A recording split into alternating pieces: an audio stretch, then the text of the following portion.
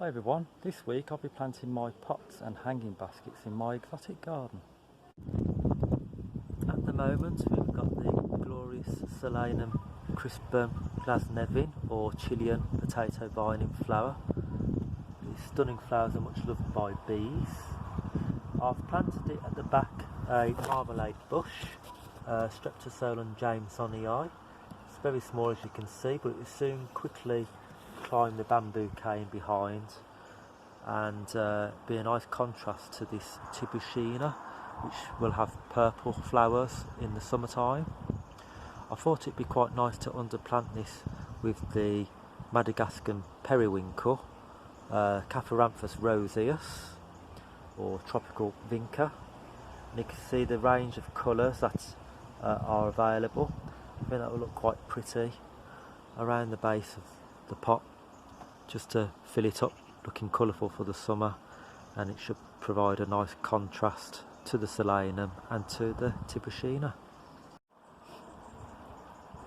So I have various blue pots around the garden, nice and bright, and that adds a bit of a party vibe to the decking. This one's currently got a Euryopsis just starting to flower. It's a tender perennial from South Africa. You can see covered in buds as well, and I thought it'd be quite nice to plant this honeysuckle, Lonicera drop more scarlet at the back here with these orange red tubular flowers, which is a nice contrast with the dark wood fence. And I'll train them up these hazel sticks to give it a bit of a jungly feel. There's also an abutilon in there too, Megabotanicum, the Chinese lantern abutilon. So that should cover the fence nicely and have that really jungly feel. Now the Lonicera or honeysuckle is native to America, and of course over there you'll see hummingbirds pollinate them. Sadly we don't have them in Europe or the UK. But obviously they're a very exotic looking flower and a lot hardier than people think. So I have some more blue pots here, as you can see. I think it's nice to have some of the Hibiscus rosa sinensis in them for some tropical colour. So this first one here you would have saw on my video last week. This is Rosa sinensis petite orange, so much smaller flowering hibiscus than usual, but it's absolutely covered in flower buds, absolutely beautiful, and I love that orange red contrasting with the blue. Also have this Rosa sinensis long life hybrid here. This is like an orange red, so as you can see this one will open tomorrow. So these have both been in my conservatory for many weeks now, to acclimatise with more sunlight. So in my conservatory under diffuse light, and hopefully now they should have got well immune to the powerful sunlight at this time of the year. So now I can move them outside with hopefully not so much scorching. If they do scorch and the leaves fall, they will grow out of that, and obviously the new growth will obviously be well acclimatised. Next to that, in this big blue pot, I have Hamelia patens. So this is absolutely beautiful, red, very narrow tubular flowers. Over in the US they call it the hummingbird bush, and it should get really quite tall. It likes lots of sun and heat but moisture. So there's a lot of leaf mould in this compost. I'm going to add more to it obviously, give it lots of food, lots of water, lots of sun and heat, and hopefully that will do really well. So this wicker basket I have just above the honeysuckle. I'm going to plant these beautiful Lotus bertholletii in there. So you can see the flowers look just like flames, absolutely beautiful, and obviously all the shoots should flower really well during the summertime. They like lots of heat and sunlight, which is what they get here. This is south facing, and they are endemic to the Canary Islands in the wild, but I've heard that they're either extinct or nearly so, unfortunately, in the wild, so they're only found in cultivation these days.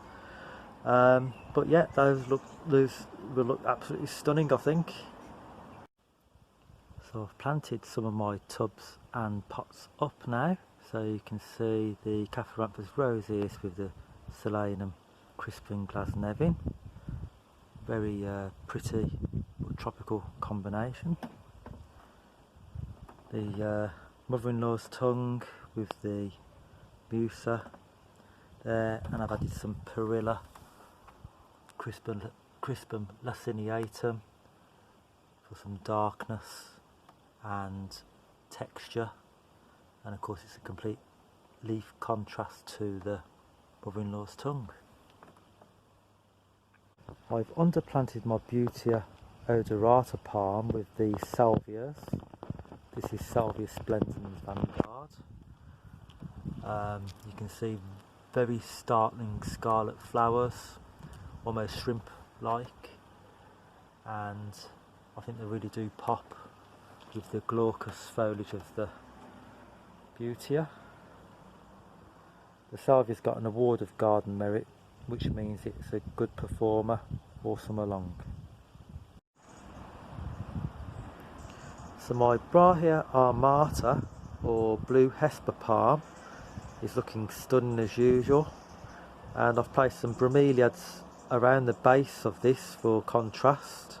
You can see many of them are flushed red now, the sun is quite intense, so you can see that the neurogelias are blushing red, such as this Carolinae here, and also we have Fuego as well, which is looking stunning. So it's a good contrast with the blue leaves of the Brahia palm,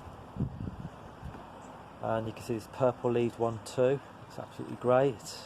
So just with the purple and the red and the blue, it just provides a lovely structural pot, I think, really. Obviously the rounder leaves of the bromeliads do contrast with the very angular leaves of the palm. Just have a quick wander around the garden. You see the sarracenias in flower now, absolutely stunning. These have spent the winter outside. They're very hardy, but they normally flower from April to June. They're a little late this year, but equally as stunning as usual. Next to my Tetrapanax papyrifera rex, you can see this leaf is absolutely huge now. If I just put my hand on it for scale, absolutely massive.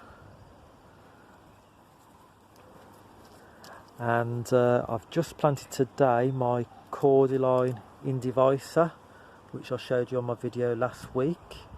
After telling you last week they liked shade, I've done a lot more research, and a lot more people are actually saying sun.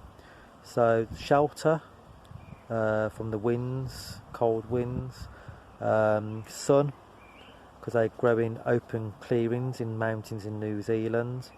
They like well drained soil, but they like to have plenty of moisture. So it is well drained here. It does get good light. Hopefully it doesn't get too hot, but also hopefully I can keep it well watered. So very temperamental plant, but I'm hoping it would do well here, and I think it looks quite good actually. Next to the Regersia, I've got a Musa arancholense at the back, as well as a Tetrapanax, Cordyline Torbay Dazzler, an Impatiens tinctoria, and also the tall Vasconcelia. So I think that'll look really quite good when it gets going. Scheffler Taiwaniana has gone absolutely crazy. Lots of leaf growth, as you can see. So it's done really well. Another plant that I left outside for the winter is Tradescantia pallida purple heart. It was cut down to the ground, and they have recently come up in the last week or so, and you can see there's about 5 centimetres of growth there at the moment, which is fantastic. I've got another one just here, just starting to come up too, which is great. Again, I do have another pot of it that I do bring inside for the winter, just in case these don't come back during the winter. I also have dahlia here. Again, this is left out for the winter. This is Canora Sunset, red and yellow cacti type. And I also have some cannas left in. Those are just starting to grow. They've been extremely late this year. This one's called Tropicalesque with the red and yellow stained glass effect leaves. I do have striata not far away, but I can't see any growths coming back from that yet. I have on a previous video showed you the hardy canna, the cross iridiflora emanii, and also that's doing really well. And I do have another one coming up today, which I noticed just here, which is called Singapore Girl, and that has plain green leaves and bright orange flowers. So the Hedychiums, or the ginger lilies, are absolutely going for it now as well. This one's Stephen. They are well over a foot high now. They only started growing 3 or 4 weeks ago. I do have others starting to come through as well, or at different growth rates depending on the species. I did leave a huge clump of Hedychium gardnerianum, the kaffir lily, outside for the winter, and we had a very wet and cold winter. It got down to about -6, -7, and I thought I'd lost it, but luckily there's a big shoot come up now. This is about 4 inches tall, 10 centimetres or more tall, and I've noticed another shoot today coming up as well. Hopefully I'll have some more. But I do have a pot which I do take into the conservatory for the winter in case I did lose it. So this one is Forestii with beautiful white flowers. So all these Hedychiums have stayed out during the winter time and just started growing the past month or so. So this Hedychium is the tallest one. It's by far the hardiest one as well. This one's Assam orange, and it does have very slender, smallish orange flowers, absolutely beautiful, next to the Melianthus major with the glaucous blue foliage. I've also got Hedychium tara, which is coming through now as well, which is the last one to come through into growth. It's just a couple of inches high for the moment, and that's perfectly hardy. Has much bigger flowers than the Assam orange, but is just as equally as orange. I also have a relative of Hedychiums coming through here. This is Cortlaea spicata robusta, and these have red and yellow flowers. So again, these survived the winter outside. My bananas are growing really quickly now, lots of warmth, and I feed them once a week with budfish and bone and pelleted chicken manure, and I water them daily. This one's Enseti Morellii, absolutely beautiful, red. And here is the Helen's hybrid with the lovely red undersides, and it will get a white bloom on the trunk. It's just developing in that now. You can see the lovely whitishness to the trunk. You can see the red flushes on the underside of the leaf. Absolutely stunning. The use of Basdew that overwintered is looking really good. They've got the second leaves coming on now. And then the Enseti Montbelliardii, which I bought last year, is grown its first leaf. It's absolutely huge. It is absolutely stunning. Definitely my favourite Enseti. Much faster growing than the Morellii, and you can see the coloration in that now, looking absolutely fantastic. And the old leaf has gone, that deep purple, almost black, and then you can see the deep red and maroons, purple midrib, and the green. Absolutely stunning. And you can see how wide the leaves are. If I just come round, you can see the shape of the leaf, quite wide. It goes to a lovely sharp tip at the end. Absolutely beautiful, I'm sure you'll agree. The bearded irises have been fantastic this year, really good, and so are the alliums. The alliums are obviously going over now. Once the final flowers have finished and the bees have enjoyed them, I will cut the seed heads off to stop them from seeding everywhere.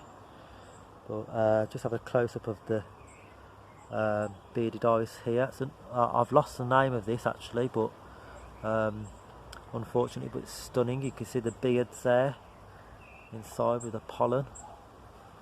Absolutely stunning blue.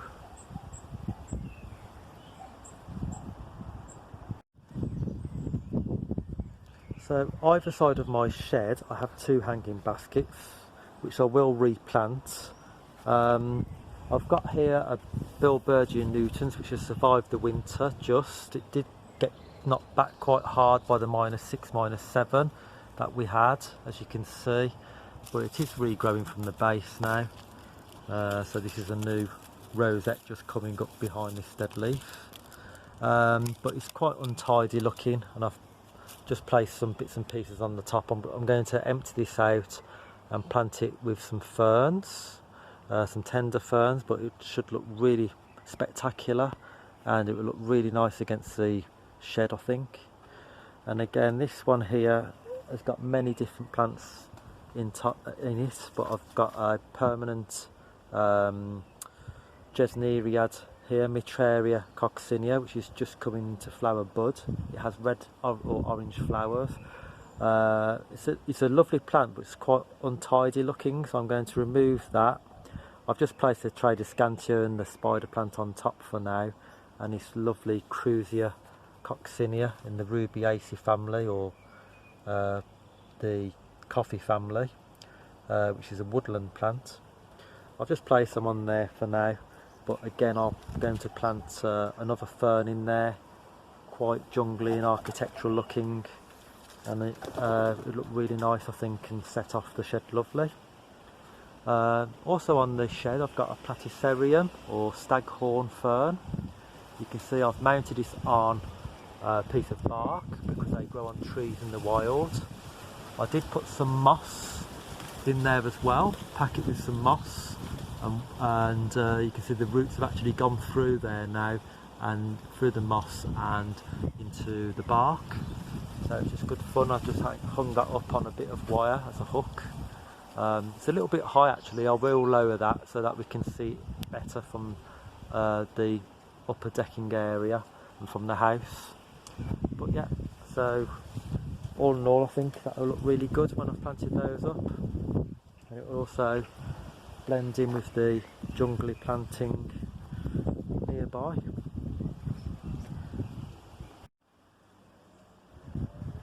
Finally, I've planted up my 2 hanging baskets either side of the shed with 2 ferns. So this one here is a Nephrolepis, so it's a house plant.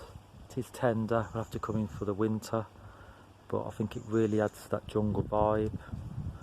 I've also lowered the Platycerium, which I showed you earlier on. It was a little too high before, I think it's just the perfect height now. And on the other side of the door I have another tender fern, the bird nest fern, Asplenium nidus, and again looks fantastic I think with the dark wood as a backdrop. Really jungly looking, looks great with the fatsia and the grasses and all the other jungly foliage nearby. So thanks for watching guys, hope you enjoyed it. I'm going to carry on planting my pots and putting my last of my planting in the mob orders, and hopefully by next week I would have finished planting. So see you then. Thanks. Bye.